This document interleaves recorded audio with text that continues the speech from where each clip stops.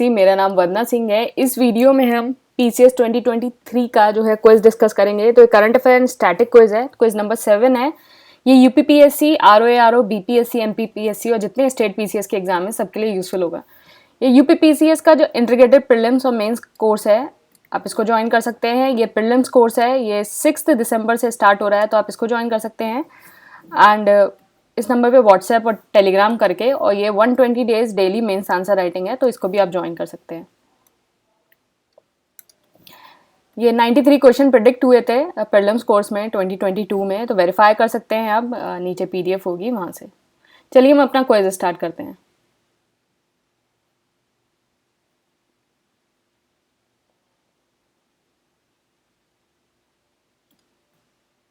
Okay, तो question number 1 है, choose the correct. दो स्टेटमेंट गिवन है। पहला, International Solar Alliance is a inter governmental organisation launch in 2015।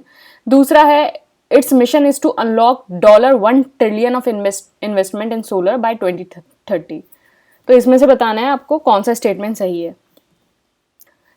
तो दोनों स्टेटमेंट सही हैं। तो इंटरनेशनल सोलर अलायंस जो है एक इंटर गवर्नमेंटल ऑर्गेनाइजेशन है, 2015 में लॉन्च हुआ था, और ये एक जॉइंट एफर्ट है इंडिया और फ्रांस के बीच में। इसका काम था to mobilise the effort against climate change through deployment of the solar energy solution.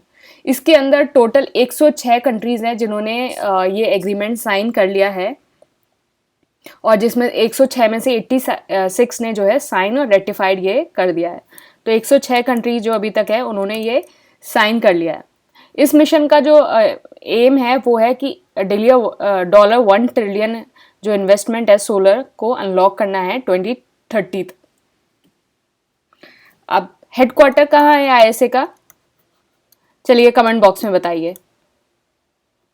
Comment box में बताइए कि हेडक्वार्टर कहाँ है आईएसए का। इंडिया के अंदर है, एक हिंट है आपको, इंडिया के अंदर है। आप बताइए इंडिया में कहाँ है। तो इसका आंसर सी हो जाएगा, दोनों सही हैं। नेक्स्ट है, the propose Jaitapur nuclear power plant is in. तो propose Jaitapur nuclear power plant कहाँ है? तो इसका आंसर है आंसर बी, महाराष्ट्र। तो महाराष्ट्र के अंदर है जैतापुर। तो गवर्नमेंट ने अभी क्या किया है, इन प्रिंसिपल जो फर्स्ट स्टेप अप्रूवल दे दिया है, setting of the 6 nuclear power reactor at the Jaitapur and Maharashtra, और इसकी इंस्टॉल कैपेसिटी होगी 9.6 गीगावाट। ये एक तरह का लो कार्बन जो इलेक्ट्रिसिटी है उसको प्रोड्यूस करेगा। तो इसका आंसर है answer B, Maharashtra. Next question है, national maritime heritage complex inaugurated in. तो नेशनल मैरीटाइम हेरिटेज कॉम्प्लेक्स कहाँ इनॉग्रेट हुआ है? तो ये आंसर है आंसर डी, लोथल। तो लोथल है, ये हड़प्पन साइट है लोथल, वहाँ ये नेशनल मैरीटाइम हेरिटेज कॉम्प्लेक्स है वो इनॉग्रेट हुआ है। तो ministry of ports, shipping and water way ने जो बिल्ड किया है national maritime heritage complex at the historic Indus valley civilisation region of the Lothal in Gujarat. तो लोथल कहाँ है? गुजरात के अंदर, वहाँ हुआ है। तो नेक्स्ट क्वेश्चन है, photochemical smoke is a result of the reaction among. तो फोटोकेमिकल स्मोक जो है किसका रिजल्ट है रिएक्शन का? तो इसका आंसर है answer A, nitrogen dioxide, ozone plus per oxy acetyl nitrate in the presence of the sunlight. तो इसको NO2 चाहिए, ओजोन चाहिए and per oxy acetyl nitrate in the presence of the sunlight. तो photochemical smoke जो है आपका एक unique type का एक एयर पॉल्यूशन होता है जो कॉज्ड होता है by the reaction between the, किसकी रिएक्शन के बीच में? Sunlight and pollutant like hydrocarbon, nitrogen dioxide and other component of the photochemical smoke including ozone हो गया, फॉर्मेल्डिहाइड हो गया, पर ऑक्सी बेंजोइल नाइट्रेट हो गया, या पर ऑक्सी एसिटाइल नाइट्रेट। इन सबके जो है कॉम्बिनेशन से बनता है। तो किसके कॉम्बिनेशन से बनता है कि सनलाइट हो, पॉल्यूटेंट हो, हाइड्रोकार्बन हो, नाइट्रोजन ऑक्साइड हो, और अदर कंपोनेंट हो जैसे ओजोन हो गया, आपका पर ऑक्सी बेंजोइल हो गया, फॉर्मेल्डिहाइड हो गया, इनके कंपोजिशन से बनता है। तो आप यहाँ देख सकते हैं फोटोकेमिकल स्मोक, परॉक्सी, जिसको PBZN बोलते हैं, और ये पेन, इन सब के उससे बनता है। तो आप हिंदी या इंग्लिश दोनों में यहाँ देख सकते हैं। नेक्स्ट है national action plan for the drug demand reduction for the period of, तो ये प्लान कौन से पीरियड में इनॉग्रेट हुआ है? तो इसका आंसर है आंसर सी, 2018 से 2025। तो ministry of social justice and empowerment, ministry of social justice and empowerment ने ड्राफ्ट किया है national action plan for the drug demand reduction 2018 से लेकर 2025। इसका काम है कि एड्रेस करना प्रॉब्लम ऑफ द ड्रग और substance abuse in the country, और जितने भी जो ड्रग रिडक्शन है उसको रिड्यूस करना। तो इसका आंसर है 2018 से 2025। क्वेश्चन नंबर 6 है which of the article says all the person are equally entitled to freedom of conscience and right to freely profess, practice, propagate religion subject to public order, morality and health। तो कौन सा article कहता है कि आप जो है profess, practice and propagate कर सकते हैं? तो इसका आंसर है आर्टिकल 25। तो जिसमें जहाँ प्रैक्टिस, प्रोफेस और प्रोपगेट अगर आपको दिख जाए तो ये 3P, तो समझ लेना वहाँ आर्टिकल 5 है। नेक्स्ट क्वेश्चन है स्वदेश दर्शन स्कीम जो है वो कब लॉन्च हुई थी? तो स्वदेश दर्शन स्कीम जो है वो 2014-2015 में लॉन्च हुई थी। ए आंसर है। ये under the ministry of tourism जो है लॉन्च हुई थी, मिनिस्ट्री ऑफ टूरिज्म। अभी हाल ही में क्या हुआ है, स्वदेश दर्शन स्कीम जो है उसमें जो मिनिस्ट्री ऑफ टूरिज्म है उसने 5 प्रोजेक्ट जो हैं वो लॉन्च करे हैं for the Buddhist circuit development. स्वदेश दर्शन स्कीम के बारे में देख लेते हैं। स्वदेश दर्शन स्कीम जो है वो एक सेंट्रल सेक्टर स्कीम है। सेंट्रल सेक्टर स्कीम का मतलब कि जितना भी इसका फंड है वो सब जो सेंट्रल गवर्नमेंट है वो देगी। 2014-15 में लॉन्च हुई। इसका काम था development of theme based tourist circuit, अलग अलग थीम बेस्ड जो है टूरिस्ट सर्किट का जो है डेवलपमेंट करना था। The Buddha circuit, Rama circuit, अलग अलग जो है थीम बेस्ड सर्किट है उसको डेवलपमेंट करना था। इसका काम है टू एनविसेज द मतलब ये जो स्कीम है वो अलग दूसरी जो जितनी सारी स्कीम्स हैं उनके साथ सिनर्जाइज होगी। जैसे आपका स्वच्छ भारत मिशन हो गया, स्किल इंडिया हो गया, आपका मेक इन इंडिया हो गया, इन सारे के साथ जो है ये सिनर्जाइज होगी। नेक्स्ट है football world cup will be held in. तो फुटबॉल वर्ल्ड कप कहाँ हेल्ड होगा? अभी हाल ही में चल रहा है। तो आज अर्जेंटीना और ऑस्ट्रेलिया का मैच है, टॉप 16 और अर्जेंटीना ऑस्ट्रेलिया का। तो फुटबॉल वर्ल्ड कप, अब मैच देखने मत बैठ जाना, मतलब थोड़ा बहुत देख सकते हैं लेकिन पढ़ाई भी अपने साथ साथ मैनेज करके चलना। तो फुटबॉल वर्ल्ड कप जो है वो कब होगा, कहाँ होगा? अब ये इसमें आप ये कंफ्यूज मत हो जाना कि हाँ हो रहा है, इसको डिलीट कर देते हैं। तो फुटबॉल वर्ल्ड कप कहाँ? तो ये हो रहा है आपका कतर में, तो कतर में हो रहा है। तो 2022 का आपका कतर में हो रहा है।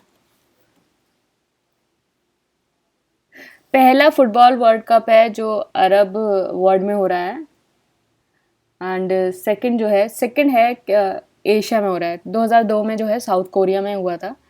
एंड 2022 वर्ल्ड कप का जो स्लोगन है वो है now is all. Now is all.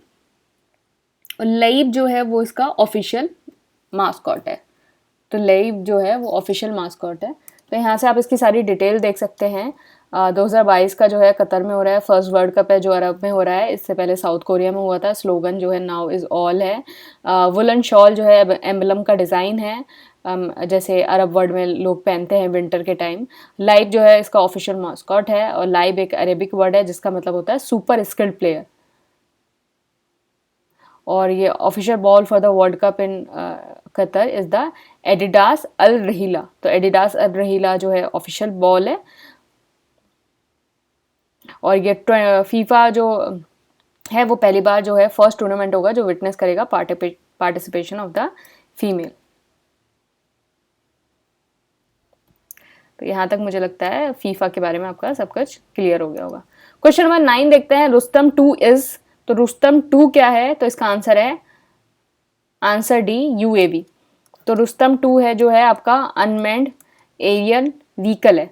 तो बेसिकली इसको जो डिज़ाइन और डेवलप किया है एरोनॉटिकल डेवलपमेंट इस्टेब्लिशमेंट जो बेंगलुरु है with a production and partnership with a HAL and BEL।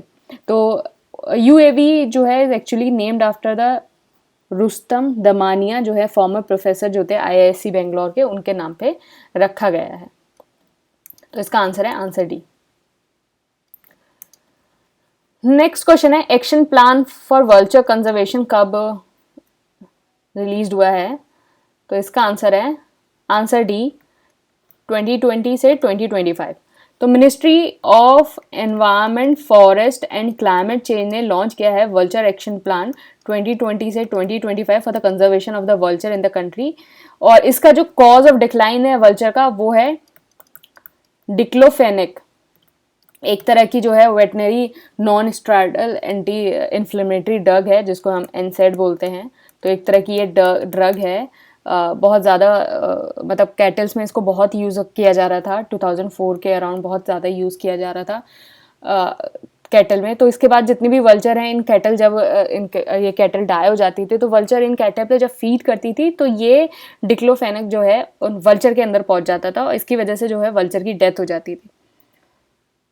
तो इसकी वजह से जो वल्चर की जो पॉपुलेशन है वो बहुत ज़्यादा रिड्यूस है। तो वल्चर कंजर्वेशन एक्शन प्लान जो है 2020-2025 में जो है लॉन्च किया गया।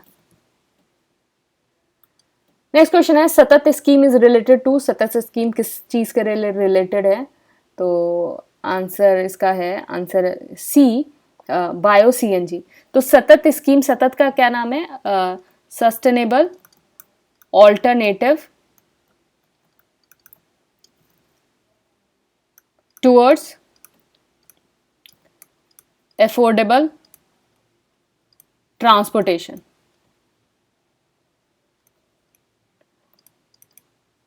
It is a initiative by the government of India with the objective, इसका काम क्या है कि कंप्रेस बायोगैस प्रोडक्शन करें, प्लांट लगाएं एंड इसको जो है मार्केट यूज़ के लिए अवेलेबल कराएं फॉर ऑटोमेटिव यूज़ के लिए। तो स्कीम जो है सतत स्कीम आपकी लॉन्च हुई थी 2018 में by ministry of petroleum and natural gas के थ्रू। और ये सेवरल जितनी PSUs हैं आपकी ऑयल PSUs हैं जैसे BPCL हो गया, HPCL हो गया, इनके साथ मिलके जो है वो लॉन्च हुई थी। नेक्स्ट क्वेश्चन है, International e waste day is held on, तो इंटरनेशनल ई वेस्ट डे कब होता है, तो इसका आंसर है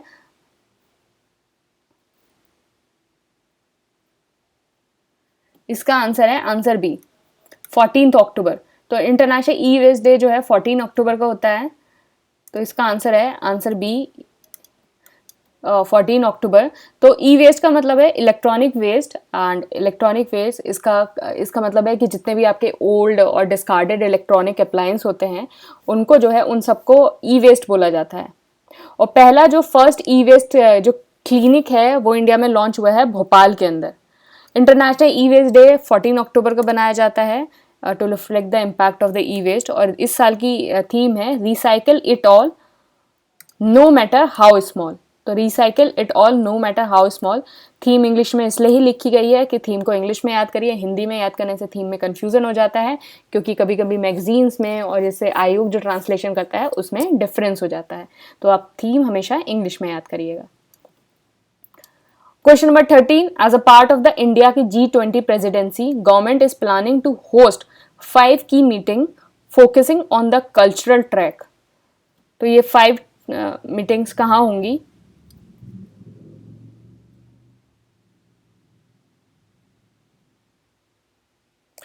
तो इसका आंसर है आंसर डी खजुराहो, भुवनेश्वर, हम्पी और आगरा। तो ध्यान देने वाली बात है कि आगरा में भी होगी।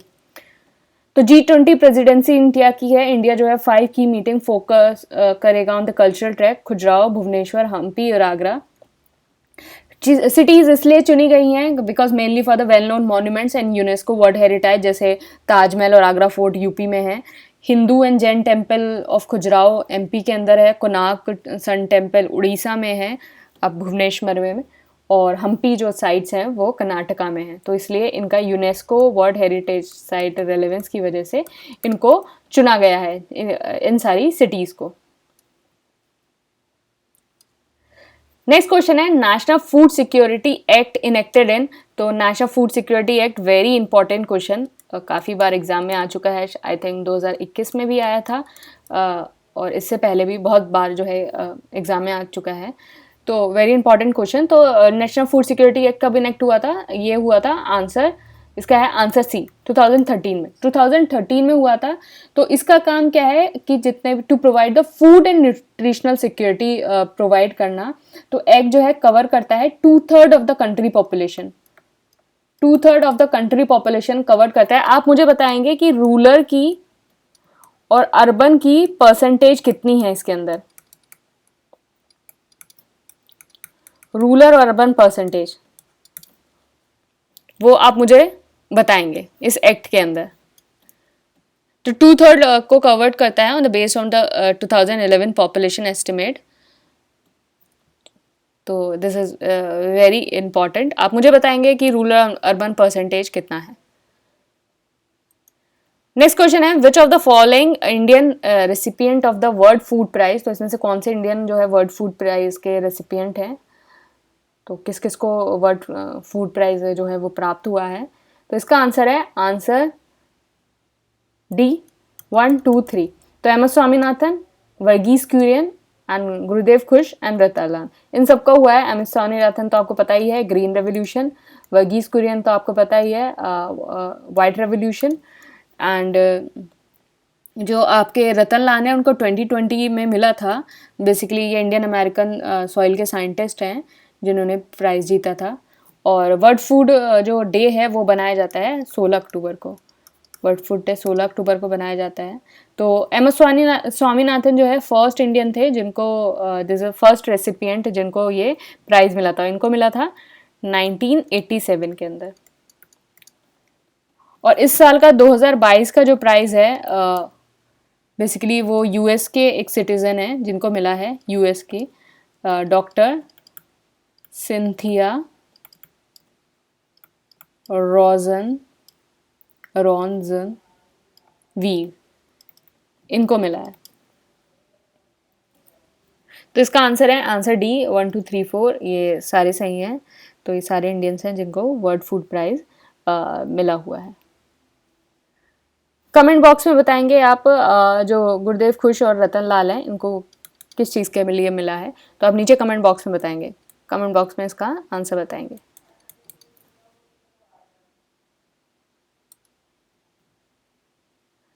चलिए हमारा क्विज यहीं फिनिश होता है। ये कोर्स है, आप इस कोर्स को ज्वाइन कर सकते हैं, 6 दिसंबर से स्टार्ट हो रहा है। ये आंसर राइटिंग आप इसको ज्वाइन कर सकते हैं, और बाकी सारे डेली क्विज के लिए, एडिटोरियल के लिए और जितनी सारी न्यूज़ के लिए हैं आप टेलीग्राम चैनल ज्वाइन कर सकते हैं। Thank you and all the best.